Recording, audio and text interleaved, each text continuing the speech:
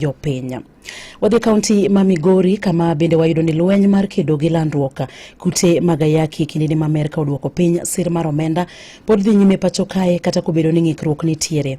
Migawo mar thieth komakore kod jochiw sir mamoko keto kare okenge ma bende biro neno ni chenro no ochopo kare e pacho kae mangima. Koke kaunti ma Migori, Jojuma miyo waler mathoth ewi wachni.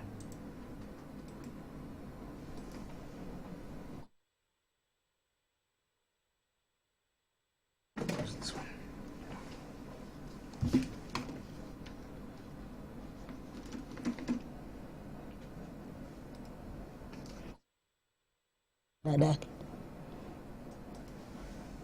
You know, be the studio John.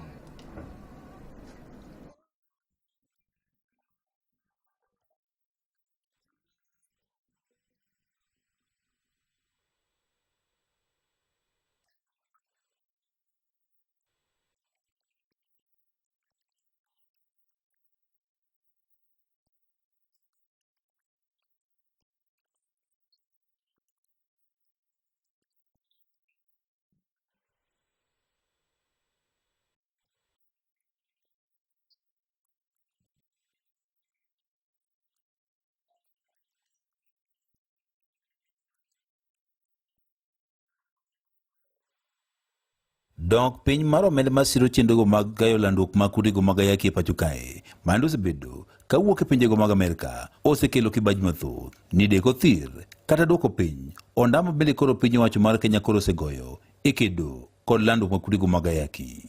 Chenro mathoth mag gayo landruok mag kutego mag ayaki mayandi siro kod omenda mowuok e piny mar Amerka sani koro chung kama thin ma bende koro pod dhi nyime koro dek chung dwe mar 6 mar higani. E okang' man ni chenrogo mag landruok mag kutego mag ayaki odhi nyime to anyne gubego mang'aw piny owacho dhi nyime man chenro ma yande itimo kod ruogo moko mago mag piny owacho onywandi kamoro achiel kendo koro tim kod migawono mar thieth. Bedo gi twak mopogore opogore. Twak mokwongo wasebedo gi jogo eko mayudo services kata mayudo thieth e gigo ma waluongo ni diocese kata dropping in centers. Omiyo kendo kata pachgi bende waneno ka pachgi bende ber kata ntiere moko ma pachgi beyo moko bende ok oyie nikech moko bende pod nigi luoro. It's something that is doable if organizations and communities beneficiaries are involved from the very beginning. It becomes easy because ultimately we know this is the responsibility of the Ministry of Health to provide health services. En chenro opiny owacho temo timo e kinde ma dweche adek. Penjo maduong' en ni to bende onyalo nyago lew maber to bende en gino manyalore e kinde machuok ni. Ni integration ber kendo it shows the sustainable way mag health service provision gieki. But again, king'iyo time frame magini otim godo is too short. It is too rushy. It is too rushy ne 3 parties. One, ne the community themselves kata key population themselves madhikao services gieki kanye osiptende mag sirikal. Number 2 en too rushy ne the public health service provider mantiere kuchocho. Okiyudo time maduong' mar ng'eyo kata mar bedo gi lony mar handle the key population. Wasebedo gi twak health facility mondo wang'is joge ni wan gi joge kuma vulnerable mabejo mamine gi joma nyiri to gimbe onego bende giyudo services machalo kama. Apisa mchwe chenrogo mag landruok mag kutego mag ayaki e kaunti ma Migori Eliza Owino wach ni ok oyot kata kamano gitemo manyalore. Dweche adek to tin to watemo nikech watiyo gi other stakeholders. We collaborate with different line ministries. We are integrating these services. What is it that we can do together?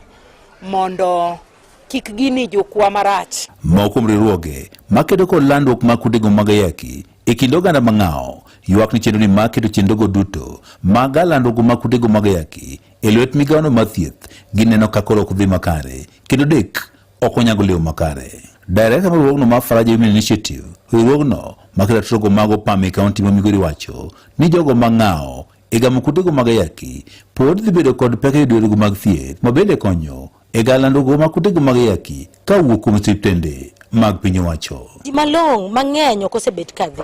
Anyalo kao kwa mfano community wa manyocha odagi kute mag ayaki. Kanyo migi transfer out mondo gidhi osiptende ka. Yudo ka gin gi buok kendo moko sechako bedo defaulters. To mamoko madhi kao services mamoko, for example awendo dice, sorry dice, mosebedo kaka piloting mag dhie health facilities, koro gidhi kacha kaka key population. Koro gipose as general population. Manyiso ni by the time mokalo get kowuok oko, needs ge mag key population are not met. So dekelo risk maduong' e community. Akweda ni jogo matije magitimo koro keto gi ng'ao mar gamo kudego mag ayaki. En mano miwacho ni dek mithoth kodhi rem chop stendego mag piny owacho mondo gikaw chenro bende koro nyalo konyogi e ga landruok mag kutego mag ayaki. Stigma nitie both sides. The key population themselves ne gin gi stigma. Ok ginyal wuok. Wang'eyo waduto ni these are hidden population. To sani koro gibiro mondo giriwre gi jotuo mamoko. Nyaka chandgi. To watemo mondo wapuonj our healthcare providers kaka ginyalo bedo friendly to the key population. Ne nyaka londo mar Ramogi kuoke kaunti ma Migori. An Jo Juma. Komachielo ni dwaro nitie maneno